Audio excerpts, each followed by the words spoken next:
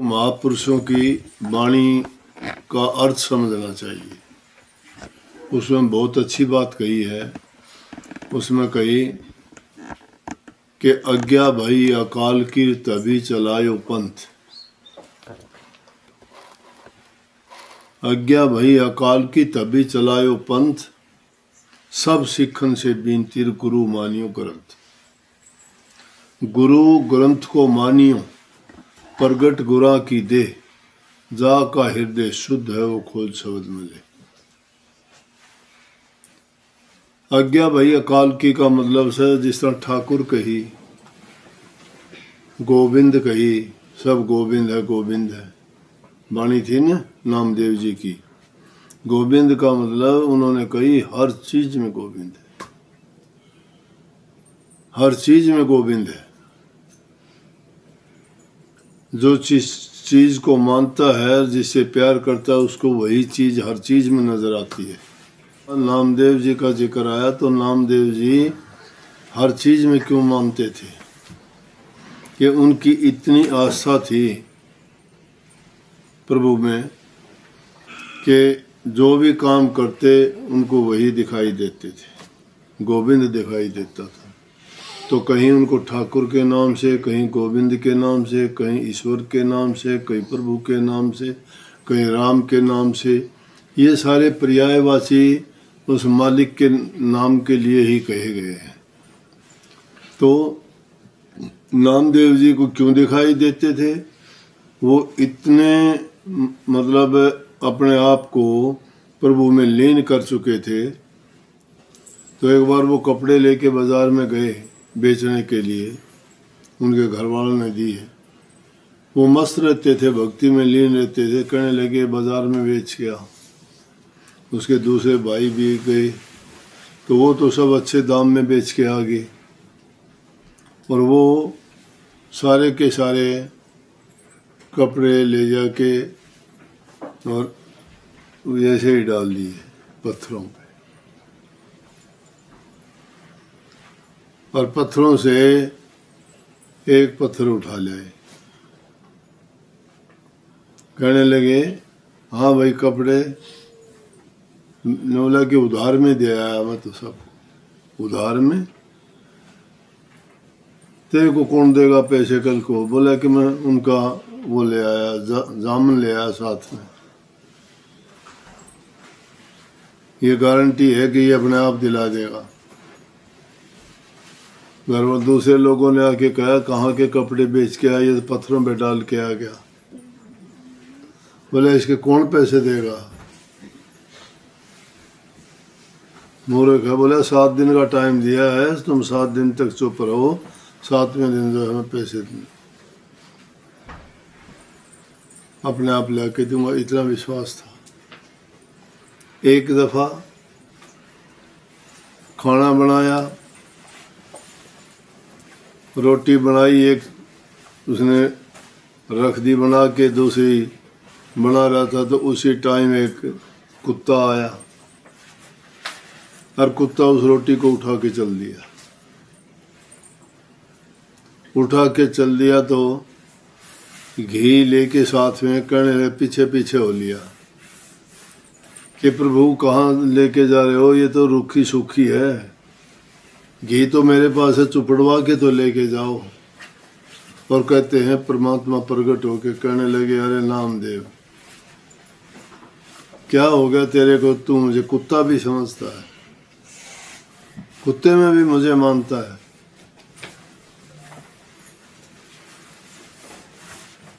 तो इसलिए इस वाणी में जो कही गई बात कि वो सब गोविंद है, हर जगह गोविंद है। गोविंद के बिना कुछ, आप भी तो सब कहते हो कि प्रभु के बिना पत्ता नहीं हिलता, इसमें और इसमें अंतर क्या है? ये एक ही बात है।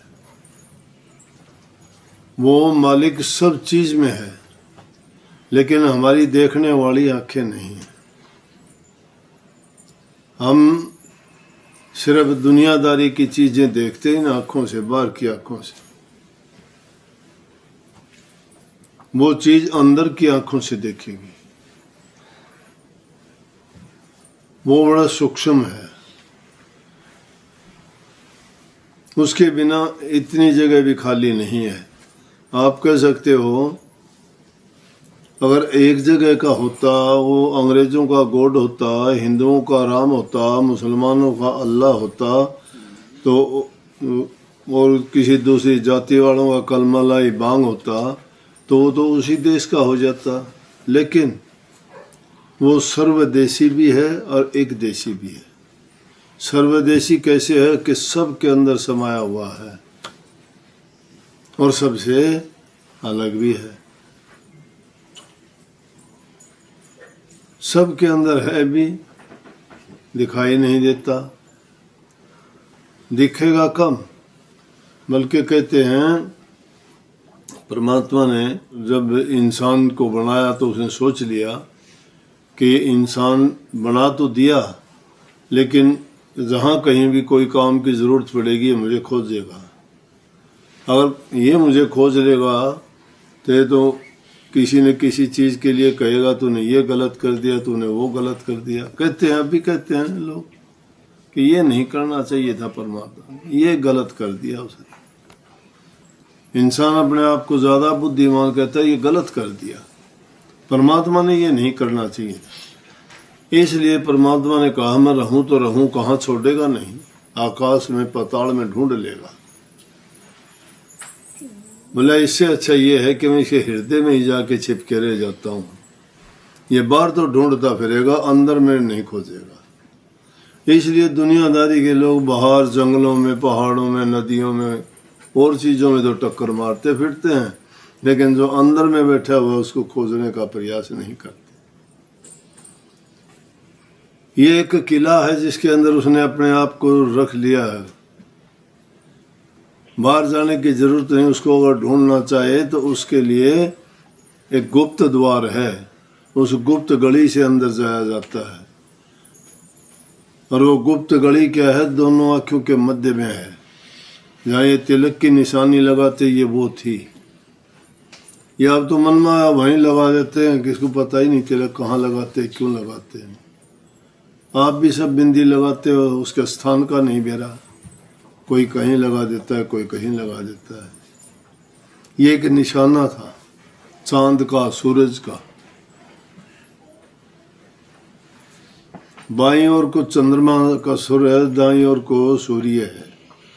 उनके मध्य में जो सुषुम्ना नाड़ी है, तिलक का स्थान, तो वो है वास्तविक। क्योंकि दोनों आंखों के मध्य के पीछे सूरज का वास है, उसका स्थान है। ये निशानी तो उसकी थी,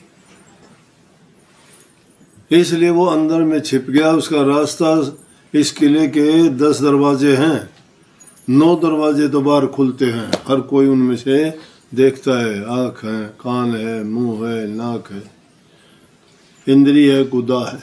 9 दरवाजे ये हैं, लेकिन 10वां द्वार जो उसके जाने का रास्ता है वो गुप्त रास्ता है। और वो गुप्त रास्ता भी ऊपर की ओर जाता है। इसलिए उसको खोजने के लिए, पाने के लिए सब ने प्रयास किए, लेकिन जिसने प्रयास किया उन्होंने पास में ही पाया, दूर जाने की जरूरत ही नहीं रही। तो नामदेव जी ने इस वाणी में यही कहा कि यहाँ पर माया ने अपना जाल फैला रखा है, उस माया जाल में उलझ जाते हैं लोग, भरम में पड़ जाते हैं। वो तो सब जगह है, उसको कहाँ तुम उससे छिपाओगे कोई बात। हम सोच लेते हैं वो नहीं देखता, वो देखता है। हर इंसान के कर्म देखता है, लेकिन वो किसी को मना नहीं करता। तो ये तो नामदेव जी की वाणी थी। उनका इस बात में, इस वाणी में तो इतना ही कहा, वो हर जगह है। कहते हैं कि एक बार जब मानता था, कहीं गया था, तो उसकी झोंपड़ी में आग लग गई। साबित करके बताया उन्होंने अपनी वाणी को कि सब जगह है। जब उसकी झोंपड़ी में आग लगी, कई बार गया हुआ था, लोगों ने उसके बर्तन बाहर निकाले, कोई चीज बाहर निकाल दी, बचा सके वो बचाई। आए, आगे खड़े हो गए, देख के हैरान हो गए, वाह जी वाह, प्रभु बहुत अच्छा काम किया। लेकिन ये चीजें क्यों रख दी, ये आपके काम नहीं आएंगी क्या? उठा के वापस फेंक दी। लोग बोले मूर्ख है, ये मूर्ख है, हमने तो कितने प्रयास से बचाई है, पर इसने जो है दोबारा से ठा के इसमें डाल दिया। तो ये था कि जो उसकी चीजें हैं मैं उससे क्यों बचाऊं, उसने जो मुझे देनी है वो देगा, जो मुझे वो देता है उसका कोई छीन नहीं सकता। तो उन्होंने इन सब जो अपने जीवन की घटनाएं थी उनमें साबित करके दिखा दिया, जो उसका है मैं उसको दे देता हूँ, मेरा हुआ अपना आप दे देगा, उससे क्या छिपाना, उससे क्या लेना और क्या देना, सब जगह गोविंद है, उसी गोविंद का है सब कुछ। गुरु ग्रंथ साहब का जो जिक्र आया था तो उसमें भी बड़ी ऊंची बात कही गई थी। उन्होंने कहा था कि 10 गुरु हो चुके और अकाल पुरुष की ये आज्ञा हुई थी। अब उन्होंने क्या आज्ञा हुई थी कि उन्होंने कहा था कि पंथ चलाओ, पंथ होता है रास्ता, सिख पंथ कहते हैं, धर्म कहते हैं। नानक साहब ने जो चलाया, नानक साहब को उस मालिक का, अकाल पुरुष का हुक्म हुआ था कि जाके दुनियादारी के लोगों को रास्ता दिखाओ। तो इसलिए कहे कि अकाल पुरुष की आज्ञा हुई थी तब ये पंथ चलाया था। और अब आगे जो है कोई गुरु नहीं होगा, गुरु ग्रंथ को ही मानना। ग्रंथ को गुरु क्यों मानना? गुरु ग्रंथ साहब में के सारी की सारी चीजें वो लिख दी गई हैं जो इंसान को प्रभु के रास्ते पर चलने के लिए चाहिए। सब महापुरुषों की वाणी का संग्रह करके इसलिए लिख दिया। क्यों कहते हैं कि गुरु ग्रंथ को मानियो, ग्रंथ को ही गुरु मानना। गुरु ज्ञान को ही कहते हैं, गुरु समझ को कहते हैं, गुरु विवेक को कहते हैं। जो समझ है वही ज्ञान गुरु है, जिसको समझ नहीं वो गुरु कहाँ। गुरु जो गुरु बता दे, गुरु जो अंधकार से प्रकाश में ला दे, गुरु जो तुम्हारे पाप कर्म को मिटा के धर्म कर्म में लगा दे। जो इंसान सेवा करता है, प्रेम करता है, गुरु भक्ति में लीन रहता है, वो इंसान हमेशा खुश दिल रहेगा। प्रभु उसके अंग संग उसके हृदय में वास करेगा और हर प्रकार से उसके पवित्र विचार रहेंगे और जीवन सफल होगा। राधा